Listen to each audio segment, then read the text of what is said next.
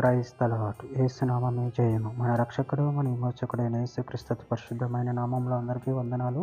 చిన్న ప్రార్థన ద్వారా రాత్రికాల వాక్య భాగం ధ్యానించుకుందాము. పరిశుద్ధుడ మహాగణుడైన దేవ యేసయ్య, సర్వాధికారి నాయన, మీకే వేలాది వందనము కృతజ్ఞత స్తుతి స్తోత్రం చెల్లించుకుంటాను దేవ రాత్రికాల సమయంలో ప్రభు వాక్య భాగం ధ్యానిస్తుండగా వాక్య భాగం మాకు అర్థమాటలు సహాయం చేసి మీ కృపలో బలపరిచి మీకు మాదిరిగా మమ్మల్ని నడిపించమని చిన్న ప్రార్థన ప్రభు యేసుక్రీస్తు పరిశుద్ధమైన నామంలో అడిగి వేడుకుంటున్నాను తండ్రి. ఆమేన్ ఆమేన్. కీర్తన గ్రంథం 28వ అధ్యాయం 9వ వచనము. నీ జనులను రక్షింపుము, నీ స్వాస్థ్యమును ఆశీర్వదింపుము, వారికి కాపురవై నిత్యము వారిని ఉద్ధరింపుము. ఆమేన్. దేవుని వాక్య భాగం దీవించిన కాక.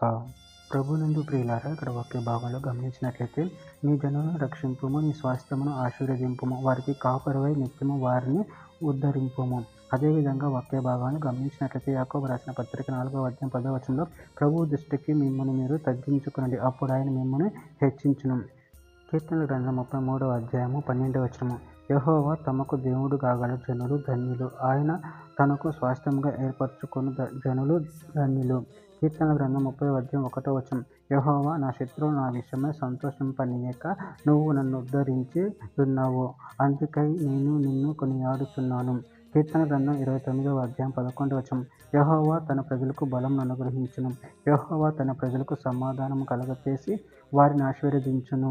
ద్వితీయోపదేశ కాండము 4వ అధ్యాయం 20వ వచనం. యెహోవా మిమ్మల్ని చేపట్టి నేడున్నకు మీరు తనకు స్వకీయ జనముగా నుండుటకై ఐగుప్తు దేశంలో నుండి ఆ ఇనుప కొలిమిలో నుండి మిమ్మల్ని రప్పించెను. నిర్గమకాండం 34వ అధ్యాయము 9వ వచనం. ప్రభువా, నా మీద నీకు కటాక్షం కలిగిన ఎడల నా మనవి ఆలకించుము, దయచేసి నా ప్రభు మా మధ్యన ఉండి మాతో కూడా రావలెను.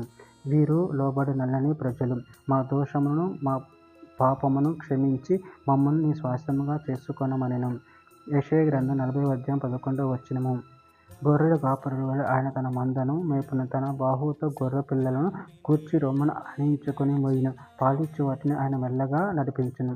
చివరిగా ఒక మాట, ప్రకటన గ్రంథం 7వ అధ్యాయము 17వ వచనము. ఏలయనగా సింహాసన మధ్యమందుండు గొర్రె పిల్ల వారికి కాపరై జీవజల బుగ్గల యొద్దకు వారిని నడిపించును.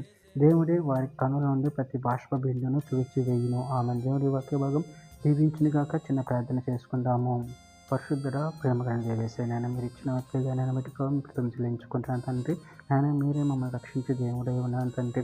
మేము మీరు నెలని ప్రజల ప్రభావ మా పాపమును మా దోషం దయతో క్షమించి మీకు మహిమకరంగా మమ్మల్ని వాడుకొని మీ చిత్తం మా జీవితంలో జరిగించమని చిన్న ప్రార్థన ప్రభు యేసు నామములో అడిగి వేడుకుంటున్నాను తండ్రి. Amen amen.